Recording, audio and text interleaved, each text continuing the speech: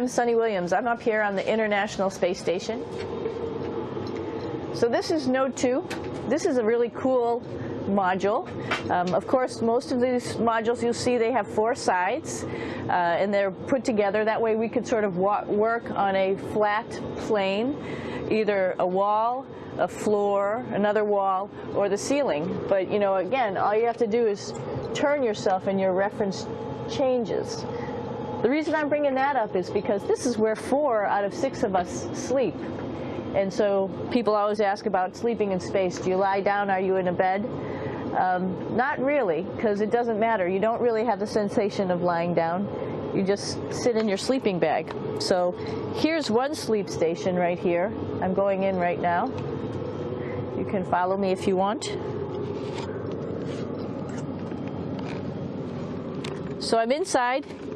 It's sort of like a little phone booth, but it's pretty comfy. I've got a sleeping bag right here that we sleep in, so we don't have sort of like a little bit of a cover. We don't fly all over the place.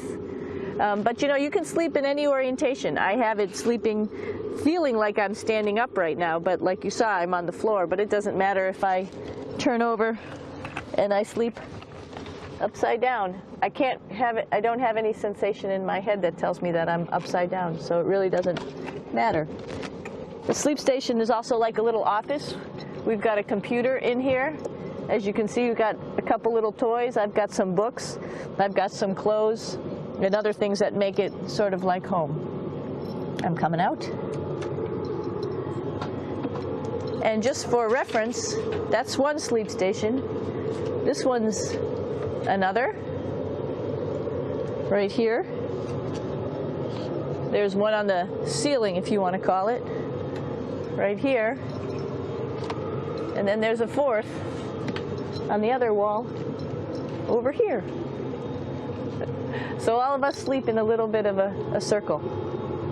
All right, come on back. There's more to show you. I know that there's some questions about how to use the bathroom, and how do you actually live in space like normal, like at home. I mentioned real quickly about getting up in the morning and brushing your teeth and washing your face. Well, how do you do that? Well, here is the bathroom, essentially. You get up in the morning, and we have a little kit, and it has all the essential things that you need, like your toothbrush and toothpaste and brush.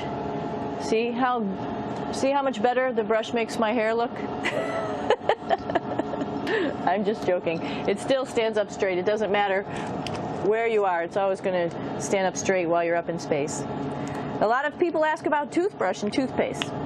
So, luckily enough, toothpaste, you can do it upside right this way, is sticky, and so it sticks to your toothbrush. No problem.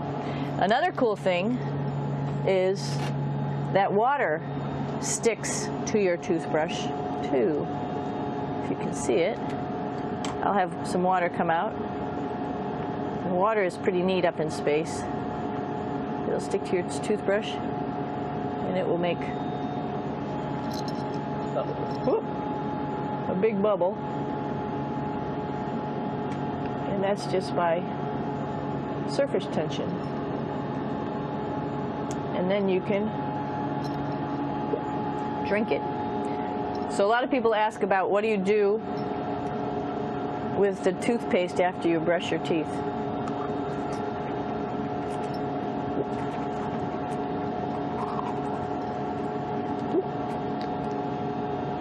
Two options.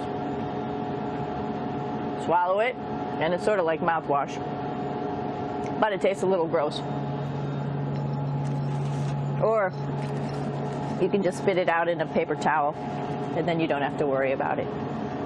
Swallowing thing I wouldn't recommend at home.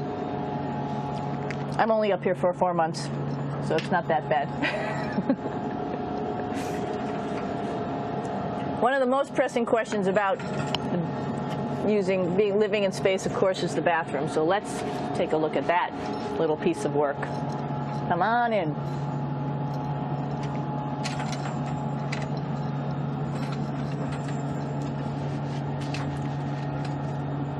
Here we are at the throne.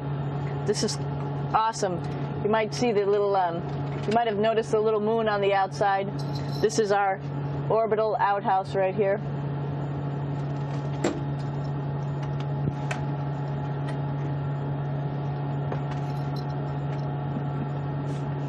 And of course, it serves for two functions. Number 2, right here. I'll show you. But you see it's pretty small, so you have to have pretty good aim, and you be ready to make sure things get let go the right direction. And it smells a little bit, so I'm closing it up. And that's, of course, for number 2. And this guy right here is for number 1. So they're sort of two slightly separate functions, but you can do a little, essentially both, by hanging on right here and doing number 1 and number 2. I might add it's color coded, so you really don't get it mixed up, which is nice. This is yellows for number 1. And of course, you do have your privacy. There's a little door, so other people know that you're in there. Here's a pretty cool place. This is sort of like in your house where everybody meets in the morning. After you wash your face, brush your teeth, you want to find something for breakfast. And this is our kitchen. You might notice there's all sorts of foods here. It's like opening the refrigerator. You got all your different stuff that you want to have: drinks, meats, eggs, vegetables, cereals, bread, snacks. And that's a good place. That's where you find all the candy. Side dishes, and then some little power bars just in case. So we have all this type of food. Some of it is dehydrated, and so we have to hydrate it, fill it up with water. Some of it is all ready-made, and then all we have to do is heat it up. So something like this, I'm pulling out barbecued beef brisket. Pretty yummy. Not only is this food made in the U.S., but we also have food here from Japan. We've got Russian food. As you can see, all these red containers are filled with food that's from Russia. And then we get some of our specialty stuff, some things that we like, some of our favorite stuff that your family can send up. In fact, I like fluffernutters, and so I got sent up some fluff so I could make my fluffernutter with peanut butter. So you have a lot of food up here, no problem. Right behind me is actually the hatch that you go out into space. And right now we have it filled up with a couple other spacesuits because we've got 4 of them up here and some of our tools. But right behind here is the hatch in which you actually go right outside into the vacuum of space. The spacesuit is pretty big, as you can see. It's like being a football player. Part of the reason it's so big and bulky is because of this backside, this backpack. It's like going on a hike with a backpack, but the backpack and the suit weighs about 300 pounds. Luckily, in space, nothing really weighs anything, so you don't feel that it's so heavy. But we need to have such a big suit because that guy back there is essentially the heart of the spacecraft. I call this actually a spacecraft. It has all the oxygen for you. It has all the carbon dioxide removal system for you. It also has a heating and cooling system to make sure to regulate our body temperatures while we're outside. It also has a computer, so it tells you on a display here if there's anything that's going wrong with the suit, if we're running out of oxygen, if we have too much carbon dioxide, or any type of electrical problem. So it's a pretty awesome little spacecraft, and actually got to go out, use my little spacecraft a couple times, and it worked like a charm. Lucky that it works very nice. You might want to see what the helmet looks like. It's pretty cool too. We don't usually go out like this, so you usually can see when the helmet's open. So you can see what it looks like inside. Somebody's little head would be inside of here. So you can see, you can turn your head all the way around while you're inside of there, but the helmet stays still. So that's determines how far you could see. And it's usually pretty sunny out there, so we have to wear our sunglasses, and this is our sunglasses right here, which make you look pretty cool.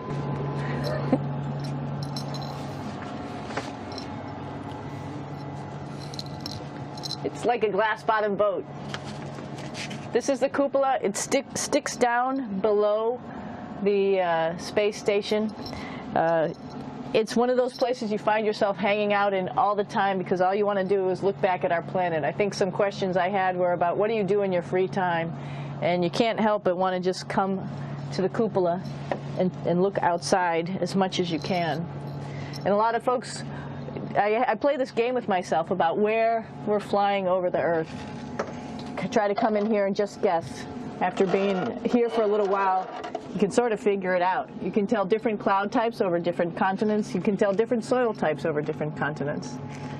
So let's see. And then, of course, there's a lot of ocean. So usually we're over the ocean at first glance.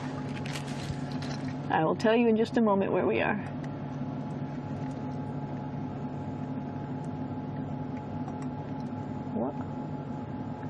There we go. So right now we are right over Africa. It's a little bit cloudy, as you can tell, but we're right over the continent of Africa. Hey, what's that? I think that's a Soyuz spacecraft. That's the spacecraft that's taken us home to planet Earth today. Oh my gosh, we might have to go take a look at that. That's pretty cool. It's a little bit smaller than the rest of the spacecraft, the space station, so you'll see if we go there, it'll be a little bit more crammed. But we're going, you can look all the way back to the back of the spacecraft, which is where the Russian segment is, and then you could look all the way forward to the front of the spacecraft, where the Japanese laboratory, the European laboratory, and the American laboratory are, and then back to the solar arrays where we started in this morning when we were looking out the Japanese window.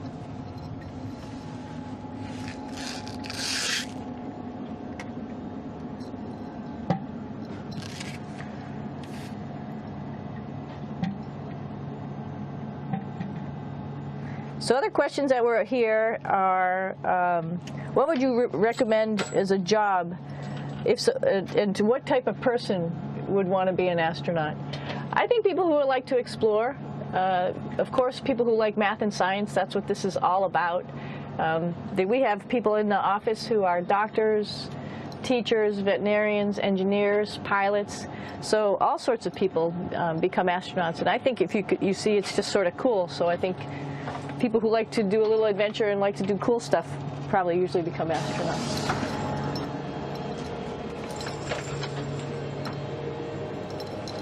Hey, Aki, what are you doing down there? Crashing things. This is one of the cool things about space, too. It sort of looks like there's a big old hole here, but you don't even think twice about it. You can just jump over the hole, or if you want, you can go jump into the hole. I'm coming down. Woo!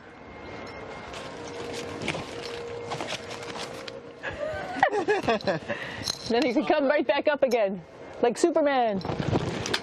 Woo!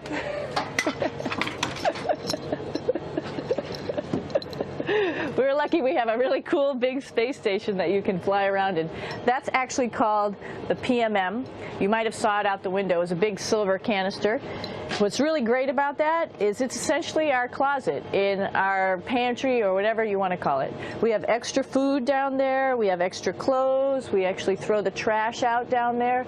So it's nice and organized, and we have all of our stuff that we need while we're working in all these other modules all stowed in this location down here.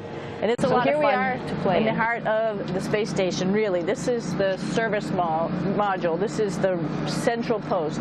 In case we had any problems, I know a couple of the questions were about what type of things do you have to worry about. And some of the things we have to worry about in space are fire.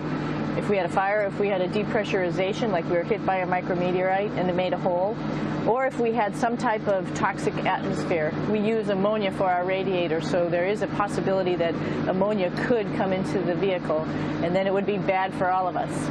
If we have any of those problems, we come right here, which we call the central post. It is the main heart of the space station. It was also the first computers that came up here that ran the space station. And so behind this wall right here are these main computers.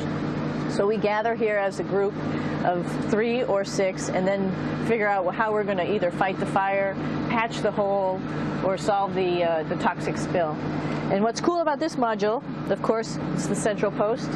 It also has great windows right down toward Earth. It has controls to fly in visiting spacecraft if they need some assistance right here.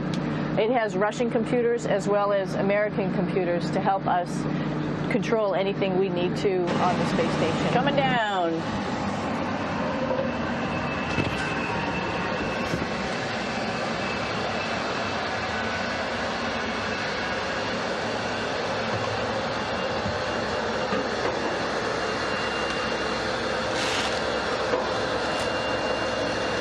tricky getting in here.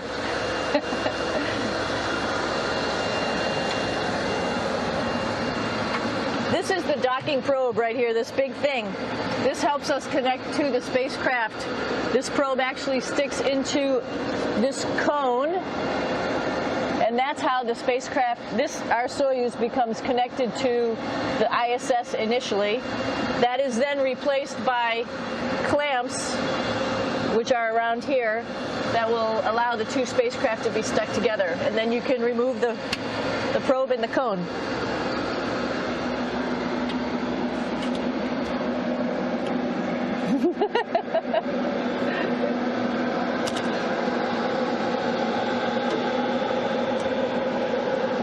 You okay? All right, so here we are in the Soyuz. This is what we call the BEO, the living compartment, Bitovoy Otsek in Russian. It also has a little bathroom. It's not as good as the other bathrooms, so we try not to use it too much. It has drinking water in it if we need something to drink. And then, of course, it's filled up with a lot of cargo for us. Bringing up and also bringing back down. It has a second purpose when it comes back to Earth. It serves as a garbage container. During the descent, we'll get rid of this area right here, and everything that's in it will just burn up as it's coming into the atmosphere, so that way we can get rid of a little bit of trash. But the main area where we were on launch and where we're going to be on descent is down here, because we're not part of the trash. So we're in a safe place. So we're in the descent module, SA. It's a little small, but you can get in.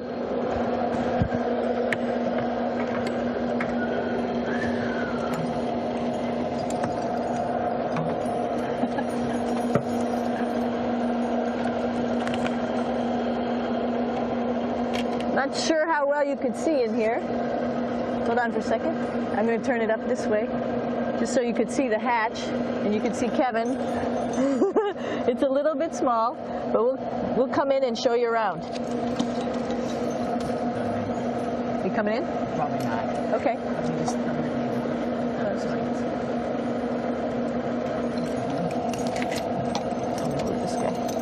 Got to move a couple things. We were just starting to get ready. We're preparing a couple days ago for our ride home.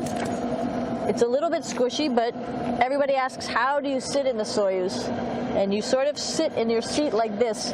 The seat is molded to your body, and so you can just sort of squish in here and be pretty relaxed. Everybody has a handmade seat for them. And then, of course, there's a control panel, and that's where we do most of our actions and work right here. There's hand controllers, which you can fly the vehicle with, and there's a stick right here, primarily used for communications when we're trying to talk to the ground. So 3 of us fit in here. Like I said, it's a little squishy, but somehow it seems like we all managed to get in here and fit pretty well, and it's a pretty safe ride home. You're probably wondering, what's all this junk behind us?